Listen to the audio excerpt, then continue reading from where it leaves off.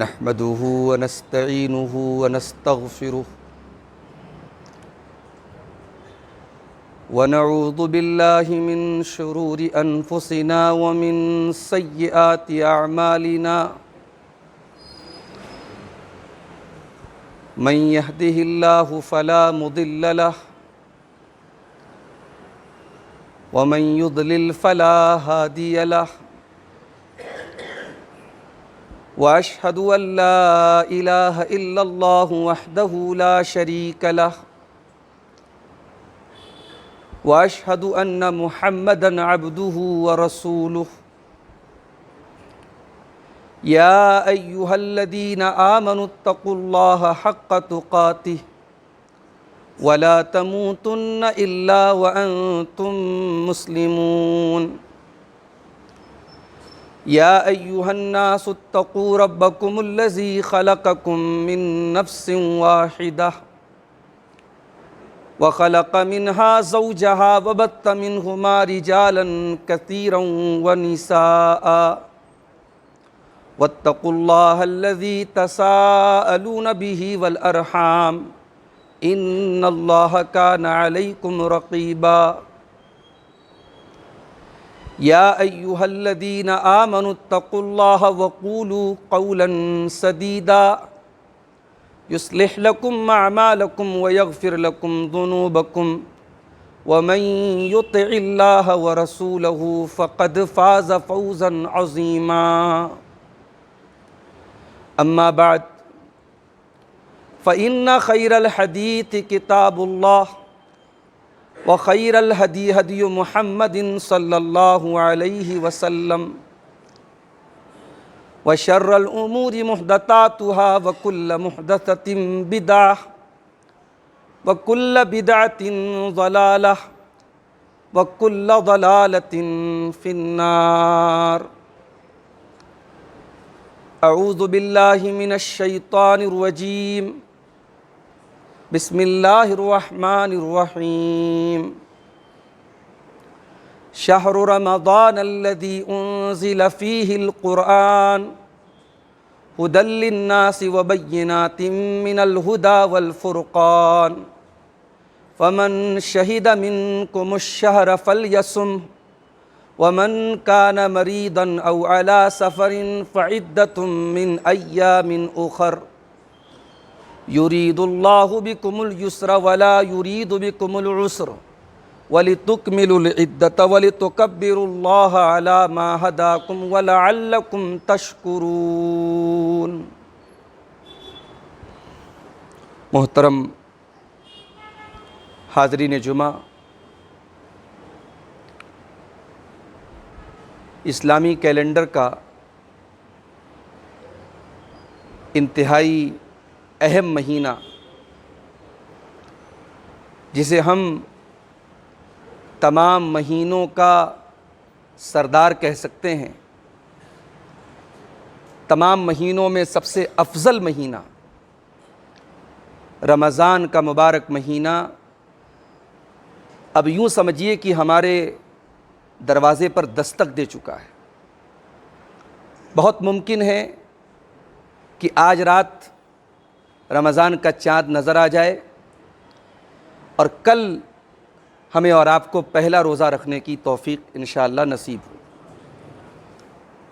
میرے بھائیوں، دنیا کا ایک دستور ہے، جب ہمارے یہاں کوئی ایسا مہمان آتا ہے جو ہمارے نزدیک اہم ہوتا ہے، ہمارے نزدیک قابل احترام ہوتا ہے، تو ہم اس مہمان کی ضیافت، اس مہمان کی مہمان نوازی کا بڑا اہتمام کرتے ہیں، اپنے گھروں کو سجاتے ہیں، اپنے ڈرائنگ روم کو، اپنے مہمان خانے کو سجاتے ہیں کہ بھائی بڑا مہمان آ رہا ہے ہمارے گھر پہ۔ رمضان کا یہ مبارک مہینہ، یہ بھی ایک مہمان کے طور پر ہمارے پاس آنے والا ہے، اور یہ کب آئے گا، کب چلا جائے گا، اندازہ بھی نہیں ہوگا۔ یہ 29 یا 30 دنوں کے لیے آئے گا، اور اسی لیے اللہ تعالیٰ نے جب رمضان کا ذکر کیا قرآن میں تو فرمایا ایام معدودات، گنتی کے چند دن ہیں۔ काउंट कर सकते हो। और इसीलिए हम देखते हैं कि रमज़ान जब आता है और ख़ास तौर से जब रमज़ान का पहला अशरा कंप्लीट हो जाता है तो फिर काउंट डाउन शुरू हो जाता है, फिर बहुत तेज़ी से रमज़ान इख्तिताम की तरफ चला जाता है। रमज़ान के आने से पहले हमारी तैयारी क्या है? क्या हम प्रिपेयर्ड हैं रमज़ान के लिए? क्या रमज़ान को लेकर के कोई एक्साइटमेंट है हमारे अंदर?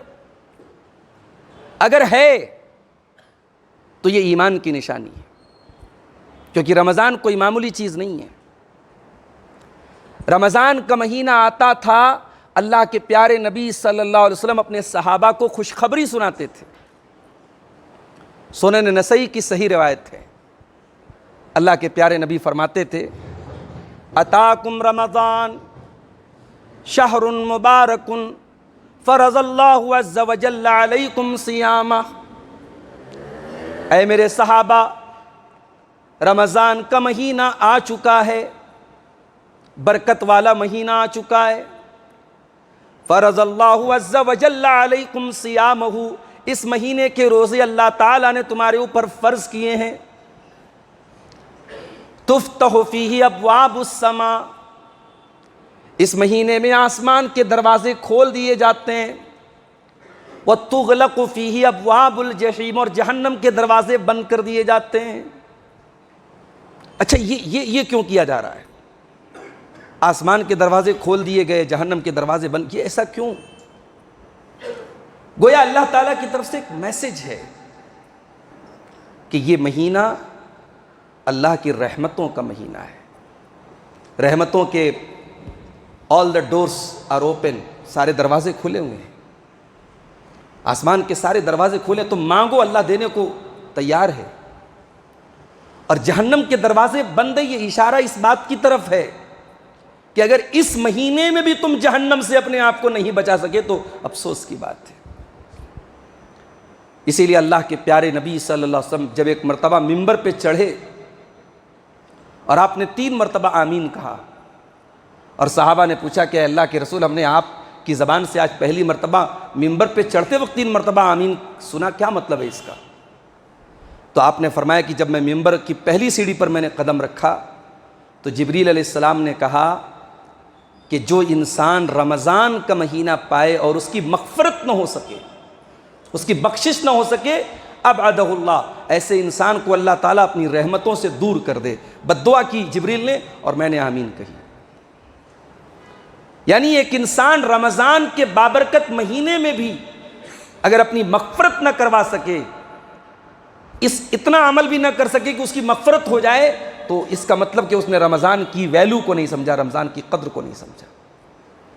तो अल्लाह के नबी क्या फरमा रहे हैं? आसमान के दरवाजे खोल दिए जाते हैं, जहन्नम के दरवाजे बंद कर दिए जाते हैं।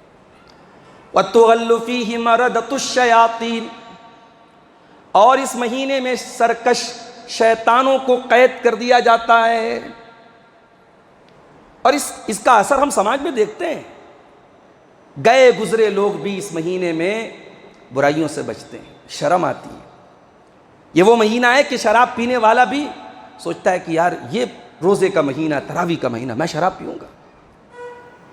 ये महसूस होता है, ये बाकायदा हम समाज में इसको देख सकते हैं। शैतानों को कैद कर दिया जाता है। लिल्लाहि फ़ीही लैलतुन हिय खैरुम मिन अल्फ़ि शहर, और इस महीने में एक रात ऐसी है जो 1000 महीनों से बेहतर है। 1000 महीने का मतलब हो गया तकरीबन अप्रॉक्सीमेट 85 ईयर्स, 85 साल से बेहतर, उसके इक्वल नहीं का, उससे बेहतर है। कितनी बेहतर है अल्लाह ज़्यादा जानता है। ये इस उम्मत पर अल्लाह का इकराम, अल्लाह का इनाम है। इस उम्मत को लंबी उम्र नहीं मिली, पहले की उम्मतों को लंबी उम्र मिली थी। हज़रत नूह अलैहिस्सलाम 950 साल तक ज़िंदा रहे। आदम अलैहिस्सलाम के बारे में बाज़ रवायात आती कि 1000 साल उनकी उम्र थी।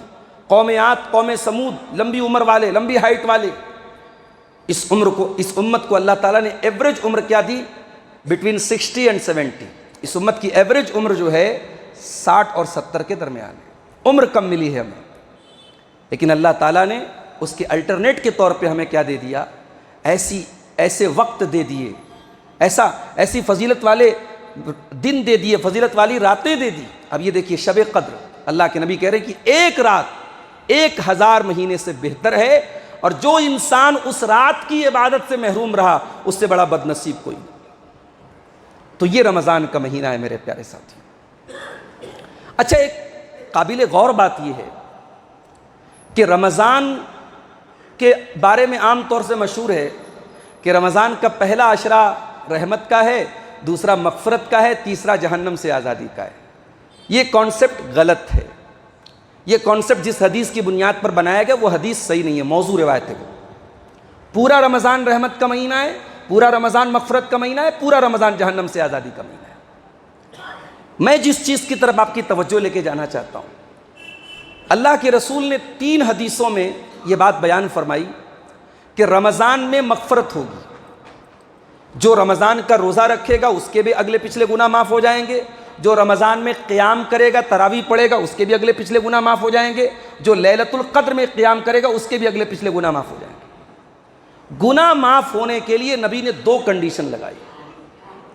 من صام رمضان ایمانا واحتسابا، جو ایمان کے ساتھ اور احتساب کے ساتھ اللہ تعالیٰ سے اجر و ثواب کی امید کے ساتھ صحیح نیت کے ساتھ روزہ رکھے گا اس کے گناہ معاف ہوں گے۔ 2 کنڈیشن ہے۔ پہلی کنڈیشن کہ ایمان کے ساتھ ہمیں روزہ رکھنا ہے، فارمیلٹی نہیں کرنا ہے، کھانا پوری نہیں کرنا ہے، سب رکھ رہے ہیں تو ہم بھی رکھ رہے ہیں۔ یہ روزہ، یہ تراویح، یہ قیام، یہ صیام، یہ تلاوت، یہ ہمارے ایمان کی بیس پر ہو۔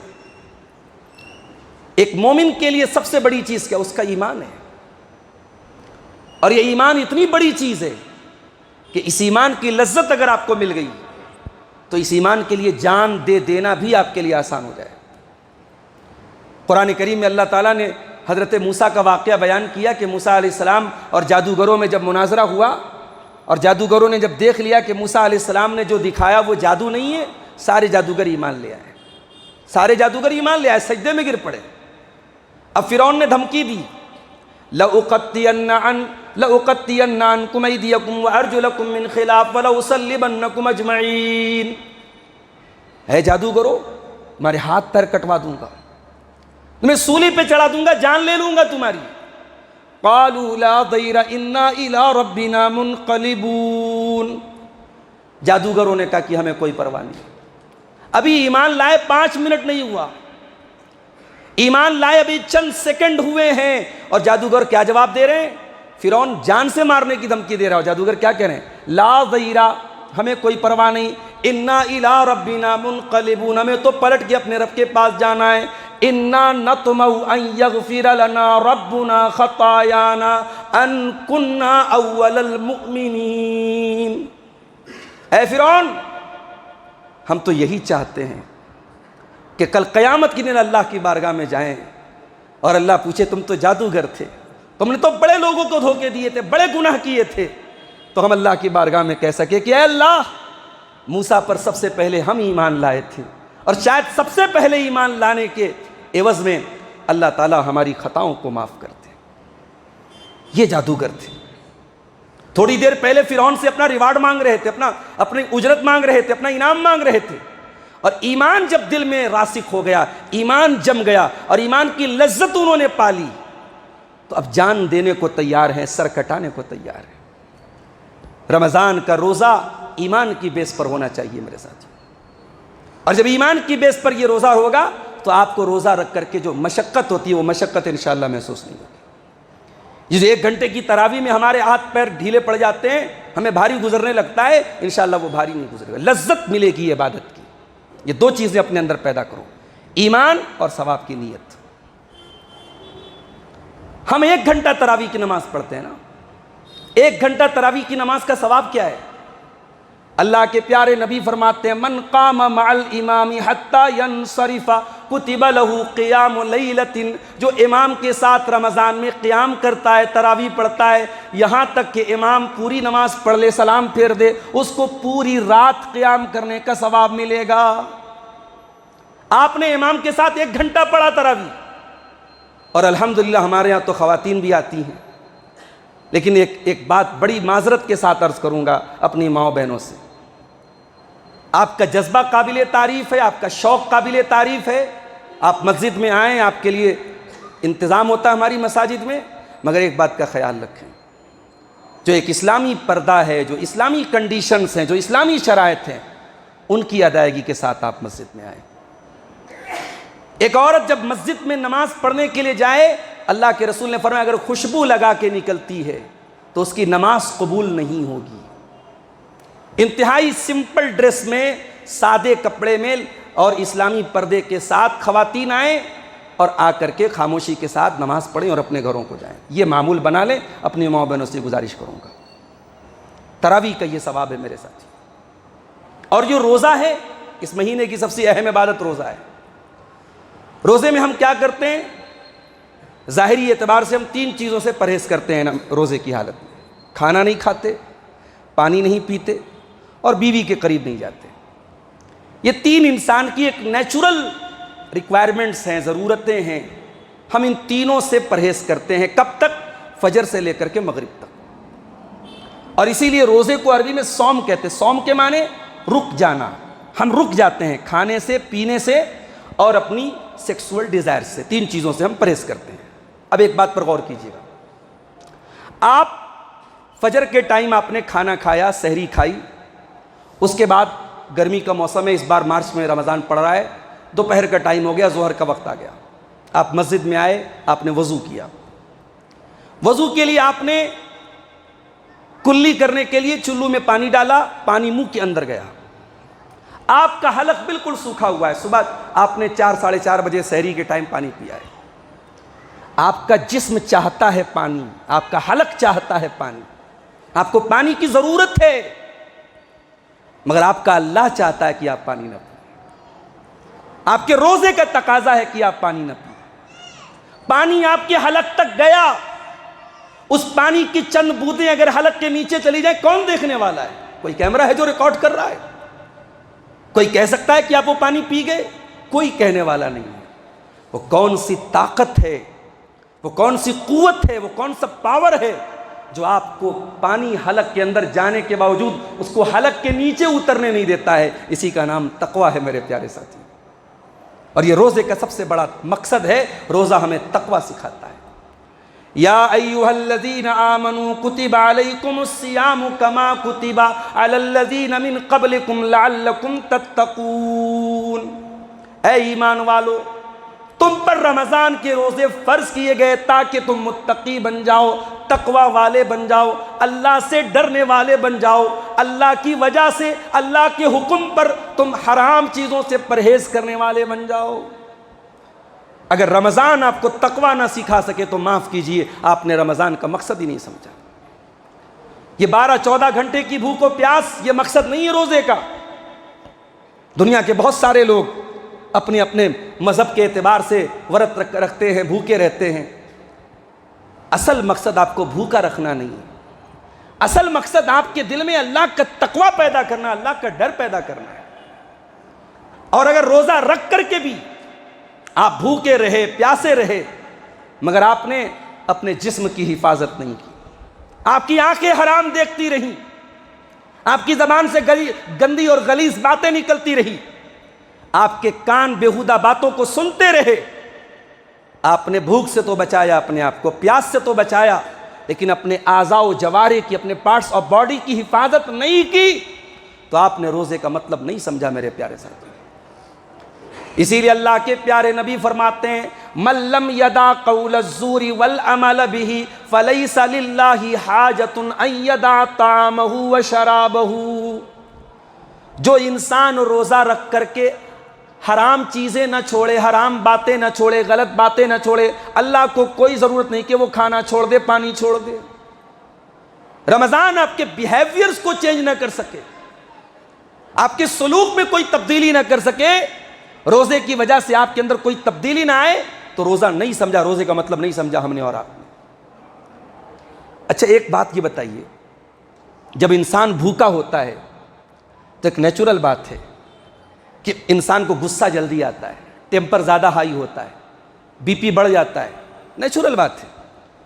ہونا تو یہ چاہیے تھا کہ آپ روزے کی حالت میں فجر کے ٹائم آپ نے سحری کھائی ہے، بھوکے ہیں آپ، شریعت آپ کو کوئی ڈسکاؤنٹ دے دیتی, کچھ چھوٹ دیتی کہ چلو بھائی تم روزہ ہو, 2-4 باتیں غصے میں کسی کو سنا دو, کوئی حرج کی بات نہیں.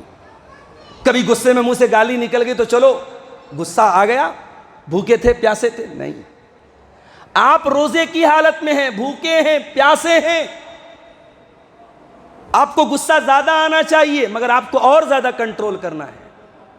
اللہ کے پیارے نبی فرماتے ہیں, بخاری کی روایت ہے, اذا کان یوم صوم احدکم فلا یرفث ولا یسخب, جب تم میں سے کوئی روزے کی حالت میں ہو, نہ تو کوئی بیہودہ بات اپنے منہ سے نکالے, نہ شور و شرابہ کرے, نہ گالی گلوچ کرے. اگر کوئی اس سے لڑے, اگر اس سے کوئی گالی گلوچ کرے, فلیقل انی صائم, تو کہہ دے میں روزے کی حالت میں ہوں. روزے کو اپنی ڈھال بنا دو. میں ایکشن کا ری ایکشن نہیں دے سکتا, میں تیری بات کا جواب نہیں دے سکتا, بھائی میں روزے کی حالت. یہ ہے روزے کا مقصد. روزہ آپ کے بیہیویئر کو چینج کرتا ہے. روزہ آپ کو سیلف کنٹرول سکھاتا ہے, اپنے ایموشنز کو کیسے کنٹرول کیا جائے, اپنے جذبات کو کیسے کنٹرول کیا جائے. روزہ یہ سبق دیتا ہے میرے پیارے ساتھی. اور یہاں ایک بات اور نوٹ کر لیجیے, جس طریقے سے رمضان میں نیکیوں کا ثواب بڑھ جاتا ہے, اسی طریقے سے گناہوں کی سزا بھی بڑھ جاتی ہے. اور یہ شریعت کا ایک عام اصول ہے کہ فضیلت والی جگہوں پر اور فضیلت والے ایام میں جس طریقے سے نیکی کا ثواب بڑھ جاتا ہے, اسی طریقے سے گناہوں کی سزا بھی بڑھ جاتی ہے. مثال کے طور پہ چوری کرنا بہت غلط کام ہے, مسجد کے اندر چوری کرنا زیادہ بڑا گناہ ہے. کسی غیر محرم عورت کو دیکھنا گناہ ہے, لیکن آپ حرم میں خانہ کعبہ کا طواف کرتے وقت بھی اگر آپ کی نگاہیں اس عمل سے باز نہیں آ رہی ہیں تو یہ بہت بڑی محرومی اور بدنصیبی کی بات ہے. اس کی سزا اللہ کے یہاں زیادہ ہے.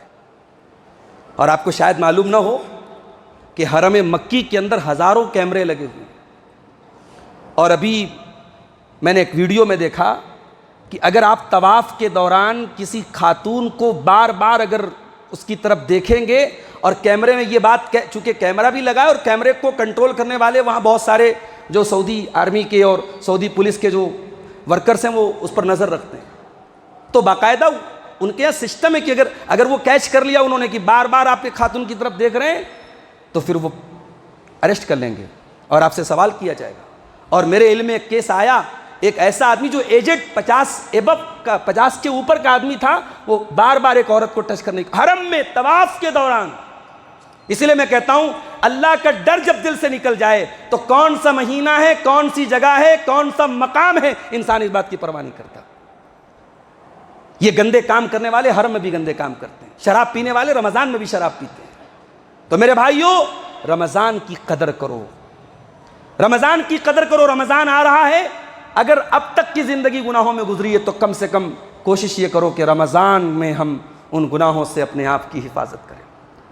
سال کے 11 مہینے بہت زیادہ موبائل سے آپ جڑے ہوئے ہیں, سوشل میڈیا پر فضول چیزیں دیکھنے سے اپنے آپ کو نہیں بچا پا رہے. کم سے کم اس 1 مہینے موبائل کو تھوڑا آرام دے دو بھائی. اس 1 مہینے کو قرآن کو ٹائم دو, یہ قرآن کا مہینہ ہے.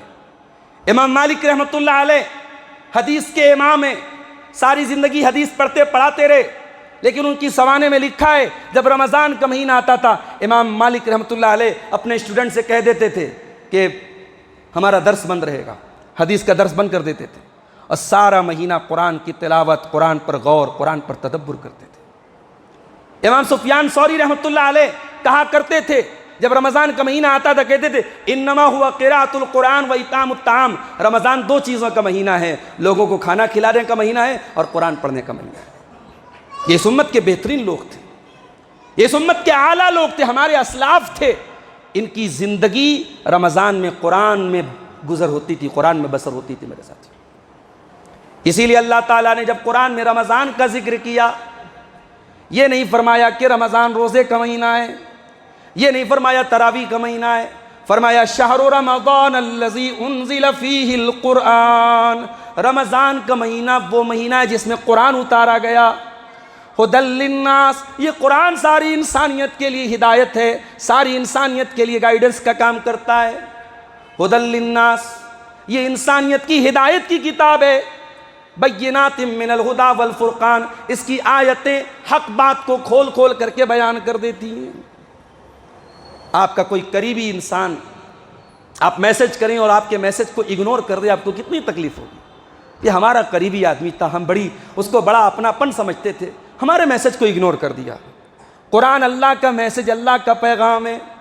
آج کتنے افسوس کی بات ہے، سال بھر لوگ قرآن کو ٹچ نہیں کرتے، قرآن کو نہیں چھوتے، جبکہ اللہ نے کتنی آسانیاں دے دیں۔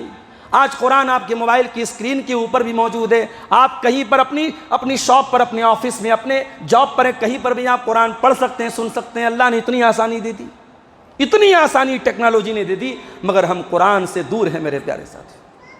اس قرآن سے رمضان میں اپنا تعلق جوڑو، اور بہت آسان طریقہ آپ کو بتا رہا ہوں۔ ان لوگوں کے لیے جو بہت بزی ہیں، جو ورکنگ لوگ ہیں، ان کو میں ایک طریقہ بتا رہا ہوں، اگر اس طریقے کو فالو کرو گے، کم سے کم منیمم ایک قرآن آپ رمضان میں انشاءاللہ ختم کر لیں گے۔ اس طریقے پر آپ عمل کیجیے۔ طریقہ کیا ہے؟ ہر فرض نماز میں کوشش یہ کیجیے کہ رمضان میں اذان ہوتے ہی آپ مسجد میں آ جائیں۔ اذان اور اقامت کے بیچ کا ٹائم ویسے بھی قبولیت کا ٹائم ہوتا ہے۔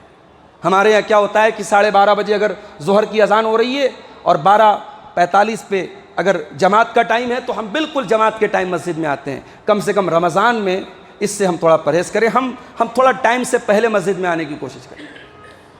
اب مان لیجئے ظہر کی اذان 12:30 بجے ہوئی، اذان کی آواز آپ نے سنی، وضو کیا، فریش ہوئے، آپ مسجد میں آئے آپ، اور آپ نے آ کر کے 2 رکعت تحیۃ المسجد پڑھ لی، سنت پڑھ لی۔ اب آپ بیٹھ جائیے، اور جو ہمارے ہاں وہ قرآن ہوتا ہے جس کو حافظی قرآن بولتے ہیں، 15 لائن والا قرآن، اس میں سے ہمارے بچے حفظ کرتے ہیں، جو آیت پر شروع ہوتا ہے آیت پر ختم ہوتا ہے۔ اس قرآن سے آپ صرف 2 پیج نماز کے پہلے پڑھ، 2 پیج پڑھنے میں 5 منٹ آپ کو لگے گا، 5 منٹ میں آپ نے 2 پیج پڑھ لیا۔ اس کے بعد آپ نے ظہر کی نماز پڑھ لی، ظہر کے بعد 2 رکعت سنت پڑھ لی۔ اب پھر قرآن اٹھائیے، قرآن نہیں ہے موبائل پہ کھول لیجئے، حافظی قرآن کا ایپ آتا ہے گوگل پلے اسٹور پہ، 2 پیج اور پڑھ لیجئے۔ ایک نماز کے ٹائم 4 پیج آپ کو پڑھنا ہے، اور اس طریقے سے ہر نماز کے ٹائم آپ کریں گے تو حافظی قرآن میں ایک پارے میں 20 پیج ہوتے ہیں۔ اس طریقے سے آپ ڈیلی ایک پارہ بہت آسانی سے پڑھ سکتے ہیں، اور اس کے لیے آپ کو کوئی ایکسٹرا ٹائم نہیں نکالنا ہے۔ آپ اپنے بزی شیڈیول کے باوجود کم سے کم منیمم ایک قرآن پورا کر سکتے ہیں رمضان کے مہینے میں۔ یہ کام ہمیں کرنا چاہیے میرے ساتھیوں۔ یاد رکھو، جب آپ روزہ رکھ کر اور قرآن پڑھ کے اللہ سے دعا کرو گے، اس دعا کی بات ہی الگ ہوگی، اس دعا کی قبولیت کے چانسز بڑھ جائیں گے۔ اور ویسے بھی رمضان دعا کا مہینہ ہے۔ رمضان کا ذکر جہاں اللہ نے قرآن کے دوسرے پارے میں کیا، روزے کا ذکر کیا، وہیں پر اللہ تعالیٰ نے دعا کا ذکر کیا۔ وَإِذَا سَأَلَكَ عِبَادِي عَنِّي فَإِنِّي قَرِيبٌ أُجِيبُ دَعْوَةَ الدَّاعِ إِذَا دَعَانِ فَلْيَسْتَجِيبُوا لِي وَلْيُؤْمِنُوا بِي لَعَلَّهُمْ يَرْشُدُونَ۔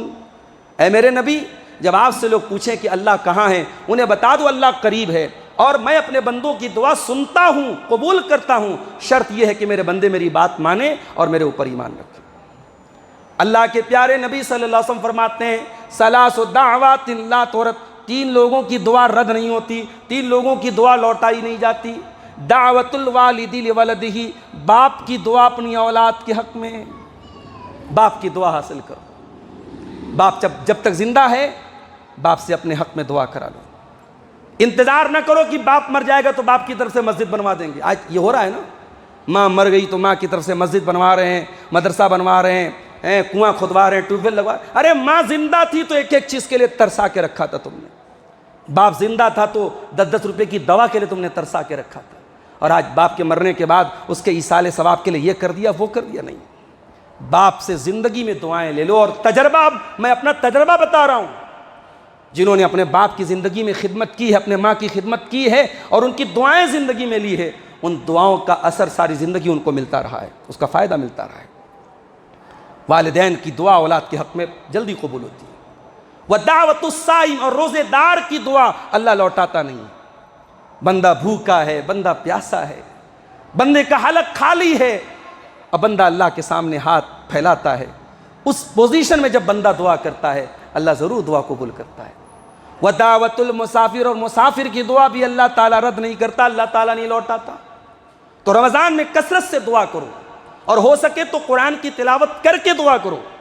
اللہ کے نبی کی صحیح حدیث ترمذی کے اندر یہ حدیث موجود ہے، آپ نے فرمایا کہ جب تم قرآن پڑھا کرو تو قرآن پڑھ کر کے اس کے ذریعے سے اللہ سے دعا کیا کرو، اس لیے کہ قیامت کے پہلے ایسا دور آئے گا کہ لوگ قرآن پڑھیں گے اور قرآن کے ذریعے لوگوں سے سوال کریں گے، تو لوگوں سے سوال کرنا غلط ہے، قرآن پڑھ کر کے اللہ سے سوال کرو، اللہ سے مانگو۔